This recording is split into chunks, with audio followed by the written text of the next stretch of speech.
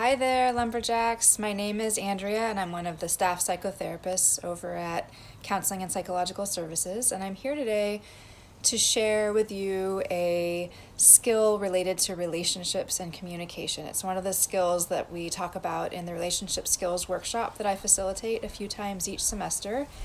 And I just wanted to share it with you today and see if it might be useful for you. And maybe you'll want to sign up for the workshop. It could be an online version of it or an in-person workshop once we're in person again. So let's just say let's go with a scenario. Let's say you've got a partner and you live together. And let's say that for a long time now there's been an issue of dishes in the sink.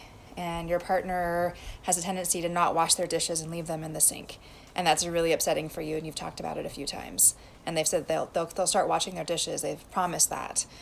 So let's say in this scenario, you've come home from a long day at work and at school, and the dishes are in the sink. It's your partner's dirty dishes, and they're in the living room playing a video game or something like that. Understandably, you'd probably be pretty upset. So let's look at two different ways you might communicate with your partner and discuss the differences between them. In scenario one, let's call this the unprocessed response. You might just go into the living room and stand between them and the TV and wait until they've got their attention on you, and you might say, "You're a slob. Why do you always leave your dishes like this? I'm tired of cleaning up after you. If you don't wash those dishes right now, I'm moving out." Okay, so that's one thing you could do. You could say that. Curious, just hearing me say that, how might you receive that if you were the person on the other end of the communication? Chances are you'd probably feel pretty defensive because you statements and calling names definitely produces defensiveness in the other party. That's pretty standard response, human response to that kind of communication. At the end there was an ultimatum, a really serious ultimatum of something must happen right now or a big decision is going to be made and the other person won't really have much say in that. So that's response number one. Now let's say instead of doing that, you go and interrupt your partner playing the video game, maybe by standing there and saying, "Hey, I need your attention," and then when they give the attention, saying, "I need a few minutes to chat when you've got time, sooner than later." So they'll get the message that it's important, and then once they are able to communicate, you might say, I just came home and saw that there were dirty dishes in the sink, and immediately I felt angry, I felt sad, I'm disappointed, because we've talked about this before, and I've made it clear that I really value a clean kitchen, a clean house, and this keeps happening. I'm not sure if I can live like this, and I need to know if I'm going to be able to live with you, having a clean house like we talked about.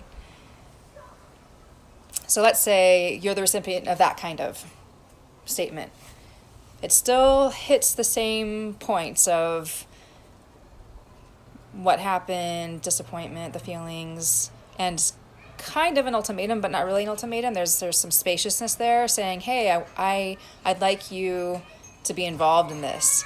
So given that different way of describing what's going on, do you think you'd be as defensive as response number one? Chances are probably not. Usually saying I statements like "I feel this" or "I feel that," actual feeling words. I felt sad, I felt angry, I felt disappointed.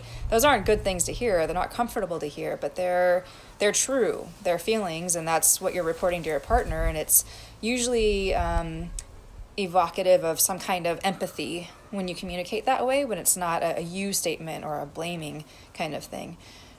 You are identifying the dishes as being the source of that, but you're talking about the scene that you saw. It's not so much about your partner, but their actions. So in a way, it's kind of a de-escalating statement while still raising the important issue of what's important to you in this fake scenario of where your dishes are important to you, which may or may not be the case in real life. So there are a few differences between those two example statements that I shared with you today. The second one is derived from something we call nonviolent communication. It's a communication style that we discuss and practice quite a bit in the Relationship Skills Workshop. The workshop's only 4 weeks long. It's about an hour, hour and a half each time, depending on the size of the group that we have. And besides nonviolent communication, there's several other things that we go through around relationships, and they're applicable to all kinds of relationships, not just romantic relationships. So if you found this discussion today useful to help you think about the ways that you communicate with people in your life, then I recommend joining the group, and you might learn some other useful stuff, and you definitely get a deeper dive into nonviolent communication, that's for sure.